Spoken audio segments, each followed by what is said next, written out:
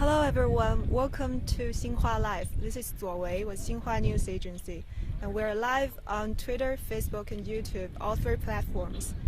So where I'm standing now is in the middle of a desert in North China's Inner Mongolia Autonomous Region.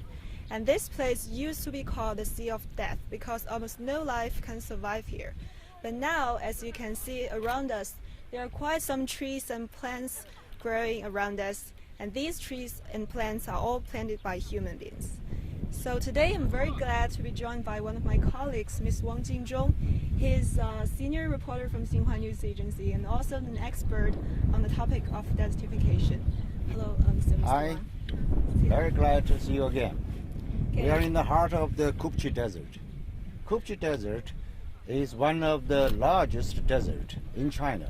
It is the 7th largest desert in China, covering an area of 18,000 kilometers. It is located in Inner Mongolia Autonomous Region. This desert is one of the closest one to Beijing. And also this desert was once a source of rain of sandstorms hitting Beijing. But what has become the desert now? Yes, you can see that it's not like the image of a desert. It's like from a picture book with those sand dunes and shifting sandstorms. So another thing is that I know that a very important meeting, a UN meeting on tackling desertification, is now being held in Ordos. That's about a 2 hours drive from here. So so why choose Ordos? Why choose Kubuqi Desert to hold such a meeting? That's a good question. In fact, this is the first time the UN Convention of combat desertification. yes, right? this is the first time a UN major meeting on combat desertification is held in China. It is held in Ordos City on the edge of Kubuqi Desert. Why the UN chose Ordos as the site for this important meeting? Because Ordos has made great achievements in combating desertification, and Kubuqi is the model. Over the 3 decades, the Kubuqi people have invented various ways to control the desert. And we can see from our back, there on the sand dune, we can see some checkerboard. The checkerboard is one of the effective way to control the expansion of the desert. How do they make this checkerboard? It's very simple. They just planted some straw in the sand and to fix the movement of the sand dune. This is very effective. You see, on the far side, we can see the endless sand without any life. But when we come here, near, more and more trees and grass appear. All these grass and trees are planted by local people.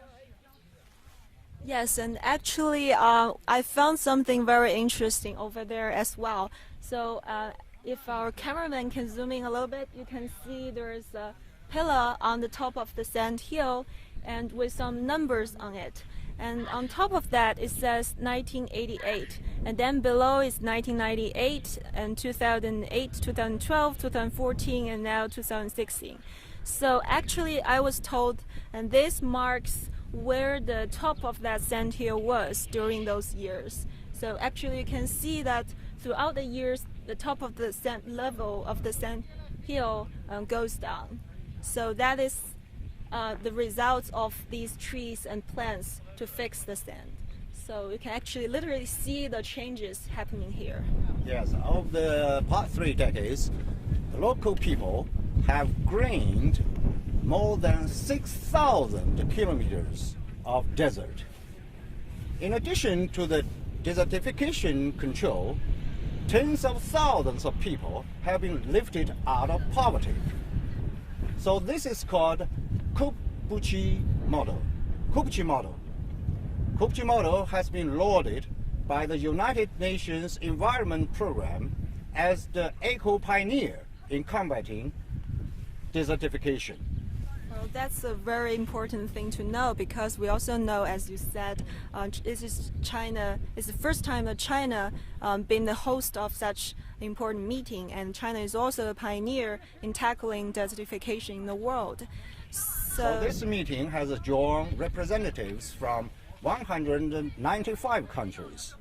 These representatives will gather in Ordos City and discuss way how to end expansion of desert in the world. They are seeking to write a roadmap to end this expansion of the desert by 2030. So yes, so I think we have talked much about like the Kubuqi model and the desert, and now comes the ultimate question. So how are these trees planted? I think some of our audience may have wondered that as well, and we're going to show you in a few minutes. So stay tuned, and this is Xinhua Live, and we are broadcast on Facebook, Twitter, and YouTube. Let's move. That's a very interesting ways Yes. to control the desert. Yeah, I assure you, you will be amazed by that. Okay, so now we are in the middle of the Kubuqi Desert. It's the 7th largest desert in China, and in the heart of the in North China's Inner Mongolia Autonomous Region. And we're going to show you in a few minutes the Chinese way to plant trees in desert. And you're welcome to leave us questions and comments, and we're going to come back to you when we have time. Okay, so as you can see in front of us, there are some workers standing there. They're going to show us some very inventive ways and very efficient ways to plant trees in a desert.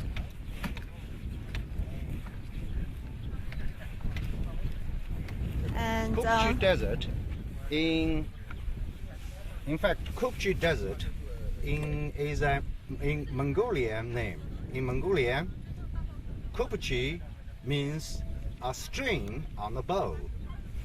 Kubuqi Desert is near the Yellow River, the fourth longest river in the world. The Yellow River forms a band around Kubuqi. So this band looks like a bow, while Kubuqi Desert stretches from the west of the band to the east of the band. So it looks like a string. That's why we call Kubuqi a string on a bow.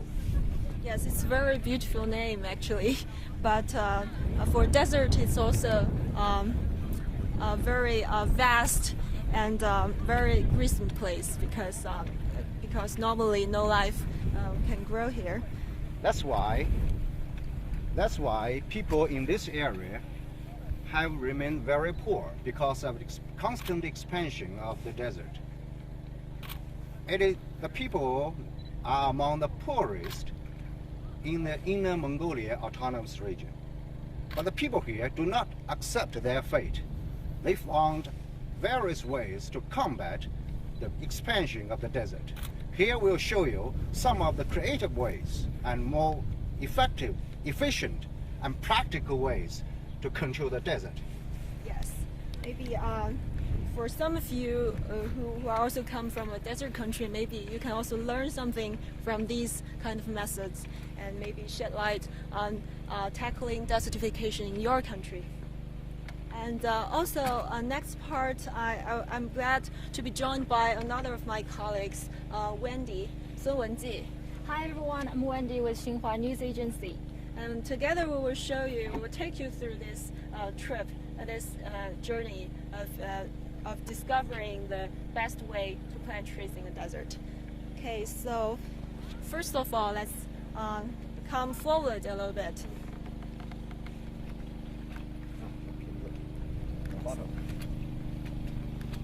So first of all, we would like to show you a very special instrument here, as you can see here.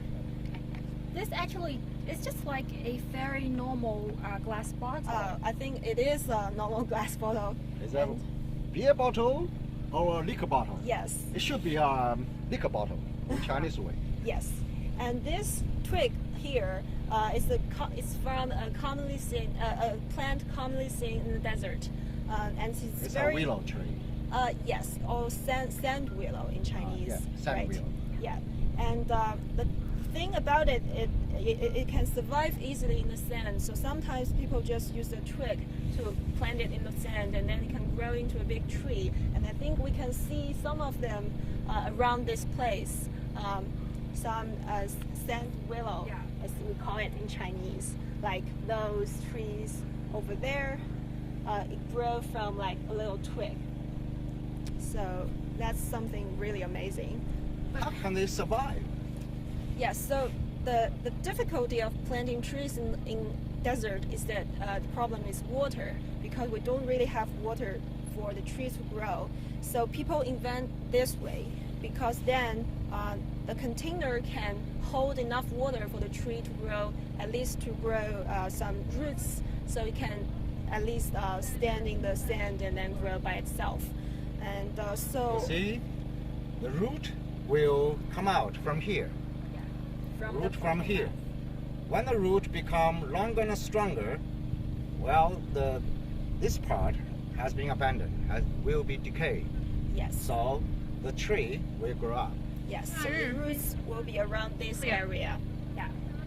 Okay, So this is the first and most effective way to control the desert. It's commonly used by local herdsmen and farmers to plant this bottle in the sand, rows after rows. yes. So we can see that it uses on something we can find in daily life, like a glass bottle. But now we have invented some more efficient ways using more advanced equipment, like the one we're going to show you in a minute. It requires a special kind of drill. 我们可以演示一下吗?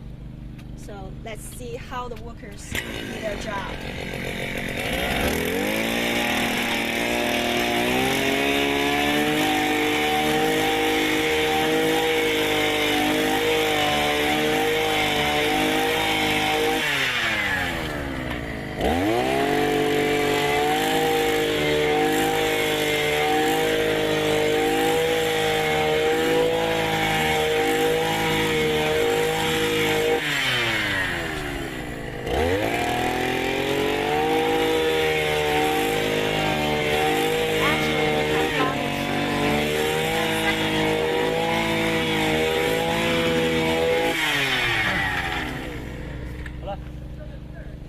Okay. So to plant trees, there are many ways, but this is a very effective way. Usually people have to use a shovel to dig a big hole in the ground, but it takes time and hardship. But with this machine, to plant a tree will be shortened to several seconds. 10 seconds. 10 seconds. Yes, yes. Wow, so effective. Yes. So it can be applied in a large area of tree plantation in the desert. Yes, and we heard that it also has a very high success rate. Like 90% of those trees can survive. So that means if one tree takes 10 seconds, that means like 360 trees in an hour, and 90% of those 360 trees will survive. So you can do the math. So this is indeed a very efficient way to plant trees in desert. And so it also takes teamwork, right? Yeah. Yes, as we can see here. 3 people. So now we go to the second part. The second way of tree plantations, using water jet to dig hole. And this method is used when you can actually find underground water in the area. So you have a well somewhere nearby, and you pump the water here. And actually, after you put the seedling into the sand, you have to also fill some water into the sand. So we can put water to help the seedlings survive. Okay, let me try whether it's easy to plant this tree. Yes, so Mr. Wang Jinzhong here will have a try, and looks easier than the first method, and we can see. Now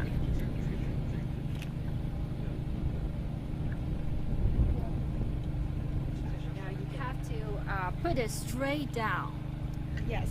so it will be easier to dig the hole with the water pressure. Yes. And what I like about this method is the water can be used as both a way to dig a hole and a way to water the plant. So it's like two birds with one stone. Yes. We dig a hole with the water pressure, and we also bring water into the sand. Okay, Wendy, so you can have a try as well. Just go. All right. So let's see how Wendy is doing.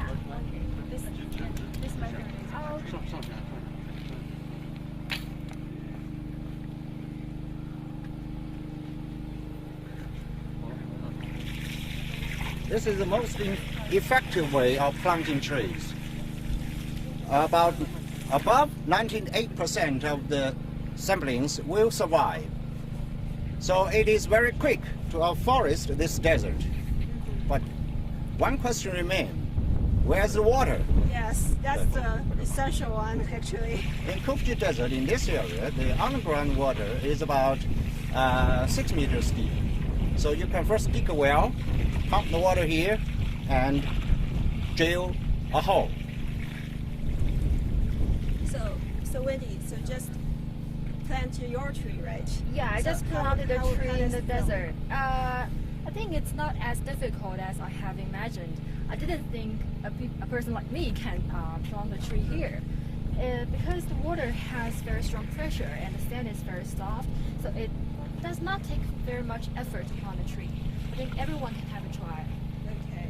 And Okay. How was it? Wow, great.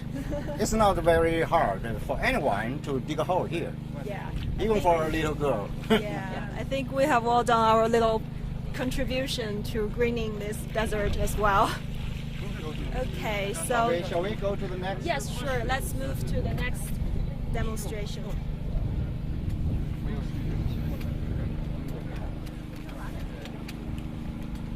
Yeah. Can we try? 他们要尝试一下，他们想试一下，好。 You hold there, hold the top. Yes. Go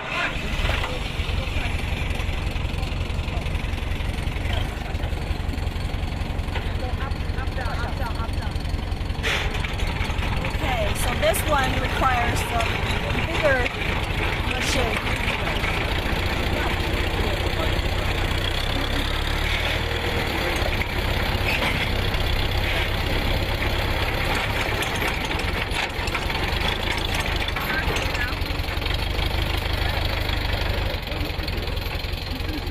So the first step is digging a hole on the ground, and let's see what they will do with it.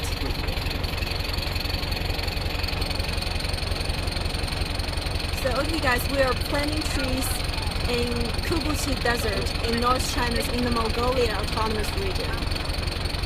And right now the UNCCD Conference of the Parties, known as the COP13 meeting, is being held in August. That's not very far from here. And it's a meeting on fighting desertification.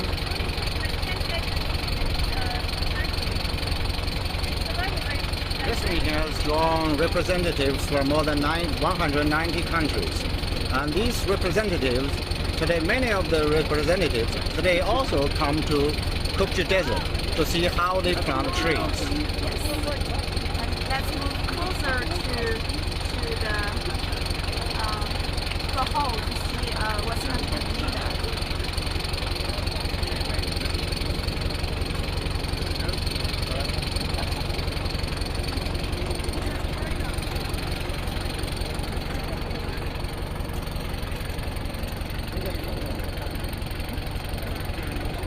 那个带去了，上面那个种子上面带着，然后现在下面还有那种Okay. Let's see. Next, we'll show you how to plant licorice in the desert. Licorice is well, a plant that can grow very well in dry land.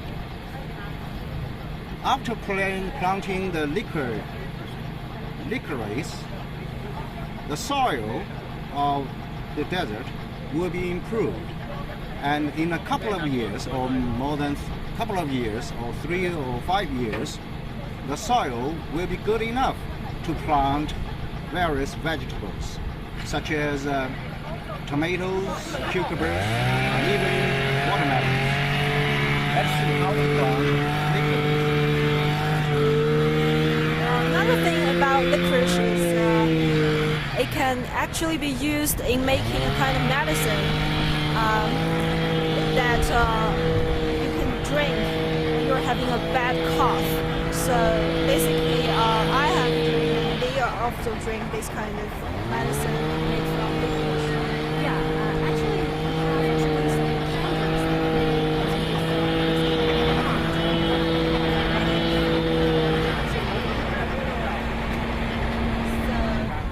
So let's start and see how this method goes.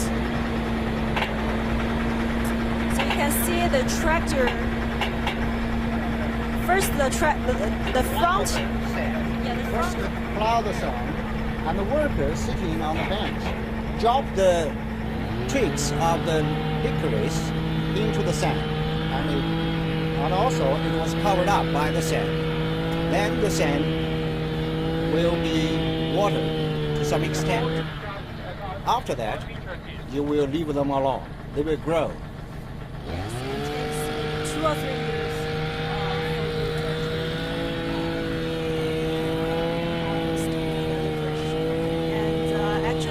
You can see over there are some licorice that already survived in the sand area over there. The licorice is a very important Chinese medicinal herb. In fact, it is contained in most of the Chinese medicine. So, the company, we call Indian company, the very famous company in China, in fighting desert, they provide the licorice samplings to the farmers, and the farmers grow them. After 3 years, the company go to collect these licorice and then sell in the market, or they make into some medicine. So the farmers can make some money from planting this. So this is why those men and the farmers are very active in afforestation, in greening the desert, because they have money to make. Yes. So fighting desertification in China is not only about planting trees, it's also about poverty alleviation, and I think it's a very efficient, very clever way of doing that. And so, You see, some representatives from the UN meeting has also come to experience the Chinese way of planting trees. Can we go and have a look? yeah, sure. Let's move back to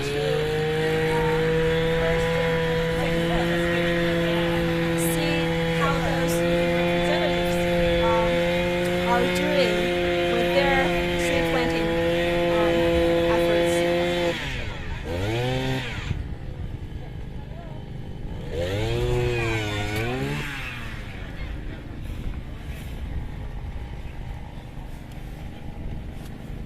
Hello. Hello. So it will start growing from this. Yeah, we will start growing. Which country are you from? Estonia. Estonia. Oh, you're coming to attend the UN meeting? Yes, yes, yes. Just now you also experienced some planting methods, the water jet. Yes. How do you think? Water jet was easier. The other one was took more physical power. But it's interesting that plants that they start growing from. What is cheaper? Is it the water jet or is it the machine? What is the cheaper option for restoration in this area? Well, it all depends. If there is no water or less water, use the machine to drill a hole, deep hole in the ground, so the tree can grow. But if in an area where there is enough water, you better use the water jet. And here in this area? In this area, well, we can both. Because on the lower area, It's the water jet. we can use the water jet. But on top of the sand dune, we can only use that drill. Right, you only use the drill. So you need two people, one for the drill and one to put in the tree and close the hole. Yeah. Yeah. Okay. How do you think it? Well, I'm impressed by the sheer organizational scale necessary to make it work. The physics is easy. Drill a hole, put a tree, close the hole. And of course you've selected species that will grow back in this very arid environment just from a branch. What's impressive to me is the way you've managed to do it at an extremely large scale. And I suppose that depending on where you are and what species you want to plant, you will use any of these application methods, including the larger tractor drills and perhaps even the drone in some of the places. Do you think that it can be used anywhere else in the world? As long as there's money. No, yes, of course this can be used in drylands. You have to look at soil characteristics to understand what will work, you have to look at rainfall patterns, but often what we find as technicians is that the technical side is relatively easy to solve. The difficult side is the governance side. For example, in many parts of the world, you plant a tree, and then the tree starts growing, and then a farmer comes with the goats, and the goats eat the tree, and the tree disappears.